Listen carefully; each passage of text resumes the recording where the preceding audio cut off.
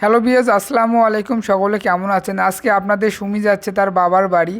আর তার বাবার বাড়ি কিন্তু দিনাজপুর জেলায় ঘোড়াঘাট থানার ভিতরে, আপনারা সকলেই জানেন। আর সে কিন্তু অনেক এক্সাইটেড হয়ে আছে তার বাবার বাড়ি যাওয়ার জন্য। অনেক দিন যাবৎ সে তার বাবার বাড়িতে যেতে চায় না, আর তার একটু মন খারাপ ছিল তার বাবার বাড়ির প্রতি। এখন আশা করি তার মনটা ভালো হওয়ার কারণে সে আবার বাবার বাড়িতে যাচ্ছে। আর ওর বাবার বাড়ি হচ্ছে ঘোড়াঘাট থেকে একটু পশ্চিম দিকে রানীগঞ্জ বাজারে। আর এইদিকে কিন্তু চলাচলের প্রথম মাধ্যম হচ্ছে এই টোটো। টোটো চড়েই সে তার বাবার বাড়িতে চলে যাচ্ছে। আর বাবার বাড়িতে যাওয়ার আগে তো দেখতেই পাচ্ছেন এত সুন্দর একটা দৃশ্যমান জায়গা, কি না দেখালে হয়? আর আমি তো আমার কর্তব্য পালন করবই। আমি যেটুকু পারি সেটুকুই আমার সাধ্য মতো আমি আমার কর্তব্য পালন করব।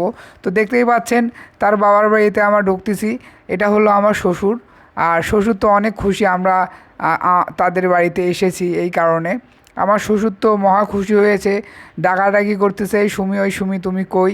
এই সুমি তো আসার আগে তার ছোটো বোন চলে এসেছে, তার সর্বপ্রথম খাবারটা খেয়ে নিল।